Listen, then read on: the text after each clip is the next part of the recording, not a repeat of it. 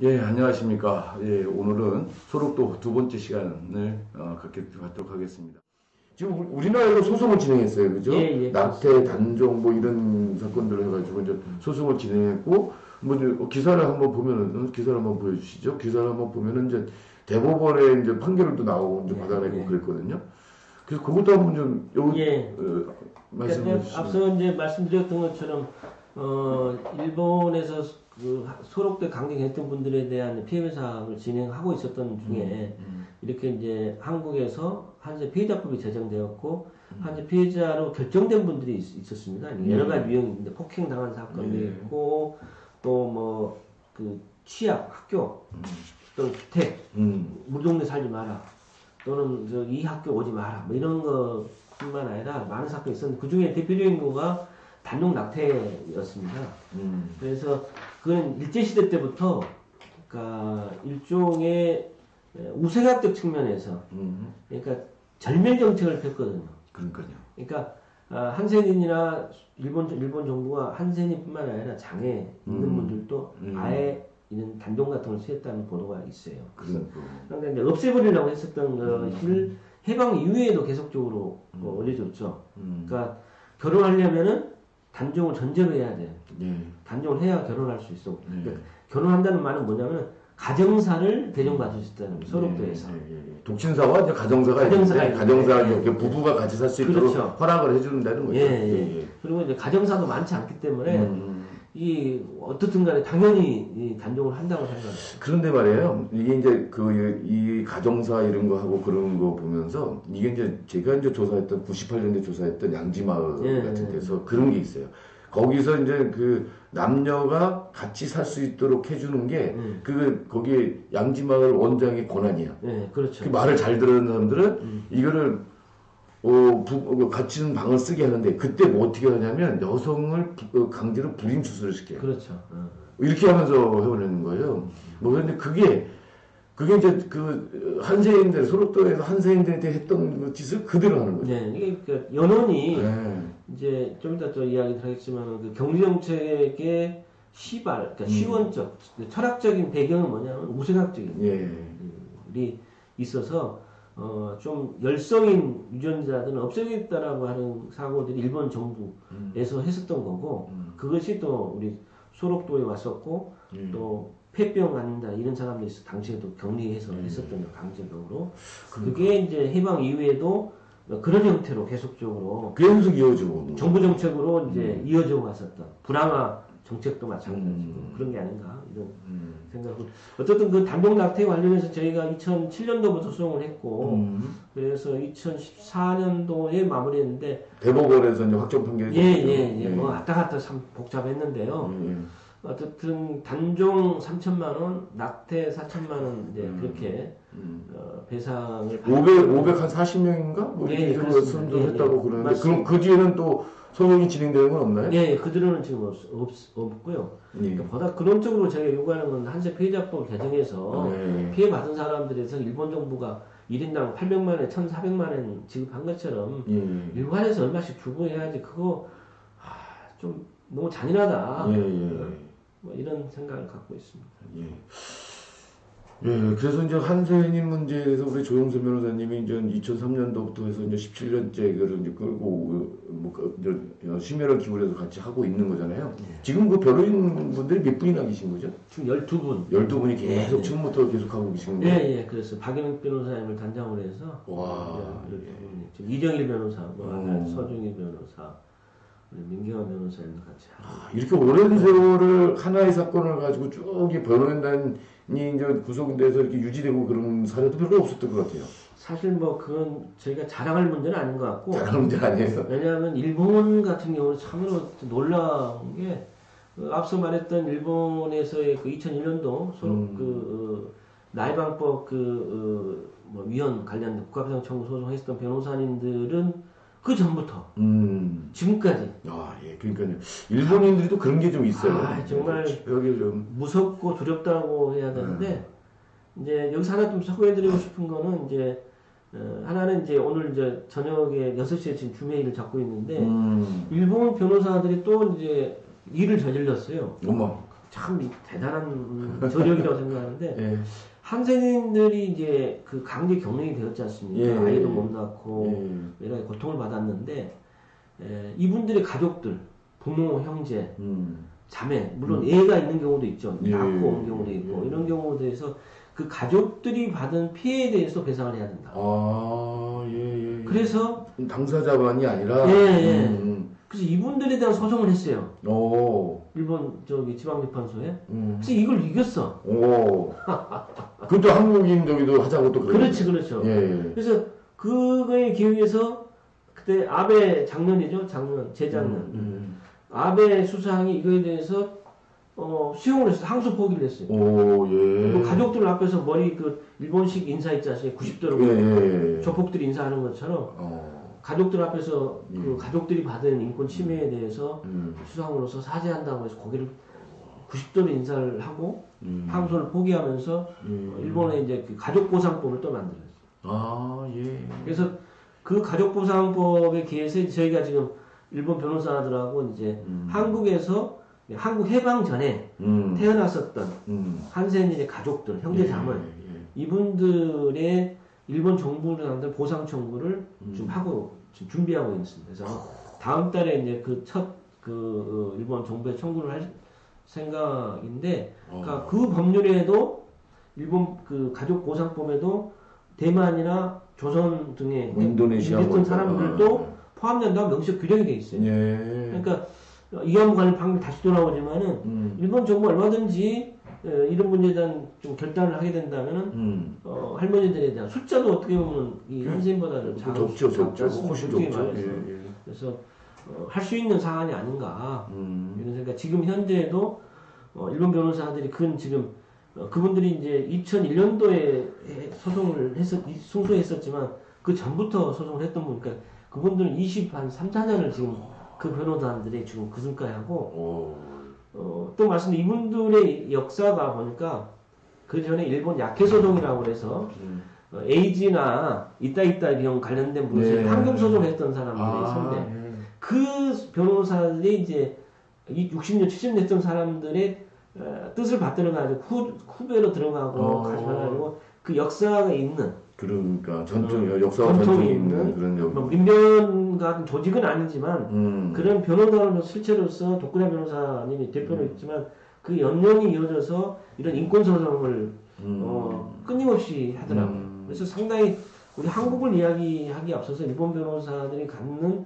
그 시대를 뛰어넘는 규기찬 인권 변론의 역사 이 부분들은 정말 좀 정말 존경스럽고 진짜 배워야 될 점이에요. 배우고 무섭고 네, 정말 그분들의 그 인권에 대한 것이랄지 또 이안부 관련 문제를 거의 저희와 같은 생각을 가지고 있는 분들이어서 상당히 일본 사회가 또 다른 면에서는 좀 이분들이 있어서 밝다 이런 생각도 해볼 정도입니다. 지금 조영선 변호사님은 이제 한센인뿐만 아니라 이제 그 사회복지시설 관련한 일도 하고 있어요, 그죠? 성감학원도 하고 현대복지원도 하고 그러는데 이게 아까 그냥 잠깐 말씀하셨거든요. 소록도가 이제 이렇게 소수자들 이런 사람들을 이제 배제하고 또 격리하는 어떤 그거의 원형이다 이렇게 했는데 그게 어떻게 이 소록도의 어떤 이 역사 이런 것들이 우리나라의 해방 후에 한국의 그 사회복지시설이 만들어지고 유지되는데 어떻게 영향을 미치는 것일까요? 그러니까 제가 한번 여기서 엄밀한 연구자로서의 깊이 있는 연구를 안 했습니다만 이제까지 정식 교수님 지금 정식 교수님 연구 논문을 이렇게 살펴보게 되면 일단 일본의 역사를 살펴볼 필요가 있어요. 일본이 근본적으로 타라이꾸론이라고 하는 게 가장 큰 그 계약이 이후에 명치 유신 이후에 가장 큰 하나의 어떤 가치였고 지금도 사실은 자기들은 아시아의 대표로서 지금 아시아 쪽에 있는 게 아니죠. 그런 사고들이 굉장히 많이 있는 상태에서 이쪽 이런 부분을 비롯해서 일본 소위 선진 개화파라는 사람들이 서구에 가보니까 거지가 없는 거죠. 그러니까 길거리에 이런 것들이 일정하게 그분들의 정책은 다른 건데 그런 걸 보면서 아예 자기들도 이 선진국 반열에 들기 위해서는 이 불황화랄지 길거리의 거지 또는 한센 또 장애인 이런 사람들이 없어야겠다는 생각을 제거하려고 생각하는 그렇죠. 거죠. 절멸시키려고. 이 서구를 닮아가는 모습의 가장 전형적인 모습이 이거다라고 해서 일정하게 이제 이슬을 배제하는 정책을 하나 했던 거고 또 앞서서 말씀했던 우생학적인 그러니까 열성인 연자들을 제거한다는 측면에서 나치와 같은 거죠. 아까 이야기했던 장애나 이런 가족분들은 아예 그냥 절멸시 단종 닥터도 다 거기에서 연원되어 왔던 거죠. 그래서 이러한 우생학적 측면과 타의 입구론 그리고 식민지 지배 정책이라고 하는 어떤 차별화된 정책. 그러니까 대만과 한 조선이나 이런 데보다 자국인 식민들, 자국민들이 인내해야 된다. 자국 통치술로서 이렇게 식민이 갖춰야 될 우월한 뭐 이런 거, 갖춰야 할 자세, 뭐 이러면서 제3자를 핍박하는 수단으로 삼았었던 것도 있죠. 이런 차별화 정책, 이런 것이 사실은 일제시대로 생겨났었고 그 일제 이후에 그러한 잔재들이 그대로 남아 있으면서 뭐 무생학적인 건 아니다 하더라도 지금까지 이어져 오고 지금까지 보면은 이제 이 성감학원도 마찬가지 일제시대 때 만들어졌던 것들이 일제 말이 만들었던 것이 해방 이후에 계속 유지되면서 아이들을 거기서 강제적으로 노동시키고 격리했었던 요인이 된 것이고 또 형제복종도 마찬가지 불황화를 없애야 된다는 생각. 그러니까 자발적인 불황화가 아니라 다들 비자발적인 어쩔 수 없는 부분들이 형제복종이라는 것으로 뭉쳐졌던 거죠. 그래서 이러한 원리들이 좀 폭력적으로 이러한 격리 정책을 펴왔던 거죠. 한센과 관련해서도 사실은 그 하와이랄지 또는 유럽 같은데 특히 말레이시아 숭갈보로라는 가봤는데 거기도 우리가 정착촌이 있어요. 있는데 그 폭력적인 방식으로 격리 정책이 아니라 이분들은 어디가 생활할 수가 없잖아요. 말하자면. 그러니까 자발적인 생활 공동체를 형성하게 되어 있는 거죠. 그러니까 섬에다 넣어놓고 여기 들어가 살아라고 한 게 아니라 그들이 일정한 공동체 형성할 수도 도와주고 지원해주는 역할을 국가가 해주면서 그게 또 다른 육지 속의 섬이 아닌 거죠. 그게 근본적으로 달랐던 거고 해방 이후에 이러한 강제 격리, 쓸모없는 사람들은 가둬가지고 개화시켜야 한다, 교정시켜야 한다는 사고들이 5.16 때 나타났을 때 국토건설단이랄지 서사 가짜 사건들 다 또 그 연원이고 또 형제복지원도 그렇고 또 항상 정권이 바뀌고 나타난 80년 삼천교육 때 다 이런 게 어쩌면 그러한 절멸, 없애버린 정책과 더불어서 공포정치에 일환으로서 또 다른 국민들을 유화시키기 위한 수단으로 삼았었던 거죠. 그래서 지금도 어떻게 보면은 우리가 갖는 이제 강제 격리라고는 아니지만 격리 정책들이 정신요양소랄지 상당히 많지 않습니까? 그렇죠. 이런 어떤 정책 근원들은 그러니까 이들의 생활에 있는 게 아니라 뿌리를 찾아가면 서로 또 그렇죠. 배제인 거죠. 섞이지 않게 이들은 따로 모아놓고 다르게 이들한테 밥 먹여주겠다라고 하는 그런 사고가 좀 강하지 않는가. 좀 근본적인 패러다임의 인권의 어떤 그 확장을 위한 패러다임 전환이 좀 필요하지 않나 이런 생각입니다. 예, 동감합니다. 제가 이제 우리에겐 기억할 것이다 이제 책을 썼잖아요. 네, 봤습니다. 아시죠? 예, 네. 근데 이번에 성감학원, 형제복지원 이런 데 좀 다루려고 그러고 있습니다. 그래서 거기 또 자료 찾아서 공부 열심히 하고 또 이제 현장도 가보고 막 이러고 있습니다. 예, 기대해 주시고요. 예, 그런데 말입니다. 요즘에 이게 이제 소록도에 이제 한센인들 거는 이제 배제시키고 격리시키고 막 그렇게 됐는데 요즘 이제 코로나가 이제 대유행이잖아요. 우리 인류 역사상 이런 경우가 이제 처음인데 1918년에 있었던 스페인 독감도 사실 유럽 지역에서만 이렇게 이제 국한돼서 딱 끝났지만 이제 전 세계로 이렇게 되지는 않았단 말이에요. 근데 이제 세계화의 영향 때문에 이제 세계에서 이런 질병이 하나 생기면 아직 한 일주일 이내에 전 세계에 다 퍼지는 것 같아요. 뭐 이렇게 된 것 같아요. 근데 이제 코로나에 이제 걸려서 치료를 받고 나온 사람들이 제일 호소하는 게 있어요. 나중에 돌아가고 이 사람들의 그런 차별적인 시선들, 대우들, 이 사람들이 기피하는 거예요. 그러니까 회사를 가서도 사람들이 이제 기피하니까 어울릴 수가 없고 막 이렇게 되고 이런 것들을 되게 호소를 해요. 이게 이제 편견들이거든요. 그렇죠. 이 편견 때문에 그런 건데 이런 부분들하고 연관시켜서 이제 보면 우리 사이에 어떤 이런 혐오와 차별 이런 부분들을 좀 없애가야 된다라는 생각들을 좀 하게 되거든요. 뭐 이런 부분 어쨌든 항상 소수자는 존재할 수밖에 없는 역사이긴 네. 하지 않습니까? 그렇죠. 사실은 역사적으로. 네. 그러나 소수자가 다수자를 위한 존재로서 전락되어서는 안 되는 거고 그게 인권의 역사가 아닌가라는 생각이 듭니다. 그런 면에서 국가가 그러니까 이 기울여진 운동장이라고 할 수 있는 부분에서 늘 소수자에 대한 우선적인 고려, 정책적인 고려 이거는 예를 들어서 한세는 전염이 안 된다. 만나서도 괜찮다. 또 이번에 이제 코로나로 인해서 뭐 치료받고 완치된 사람들도 그냥 후유증이 좀 있다. 후유증에 대해 후유증이 있다 하더라도 전염되는 건 아니다라는 것을 좀 더 의학적으로 분명히 밝혀줘서 그러한 좀 편견이 없도록 국가가 나서줘야 되는 분이 아닌가 이런 생각 해봅니다. 예, 예, 고맙습니다. 좀 오랜 시간 오랜 시간 이렇게 좀 대담을 해주셨는데 혹시 뭐 더 하시고 싶은 말씀이 있나요? 소록도 한센인에 대해서. 그래도 한센인이 이게 이제 아까도 잠깐 말씀했는데 소록도에만 있는 건 아니에요. 그렇습니다. 예. 물론 이제 지금 이제 한센인 그게 이제 치료법이 이제 개발되고 그러면서 그 한센인들이 계속 줄어들어요. 그렇습니다. 그래서 2019년 말로 보니까 이제 10,000명대 이하로 떨어졌더라고요. 전국에. 그러니까 그 한센병은 이제 사실 한국은 이제 소멸한 정책이 소멸을 했고요. 전체적으로 이제 한센병을 알았었던 사람들의 숫자가 대략 뭐 8,000명, 9,000명 정도 된 거고 비교하면 이제 각 뭐 지역마다 다 산재에 있습니다. 저희 시골에도 근방에 있고 뭐 여러 가지 그 종교 시설이 하나로서도 있는 경우도 있고 근데 그분들은 다 이제 한센병을 알았었던 거지만 지금은 할머니 할아버지 오습을 잘 연로하셨어요.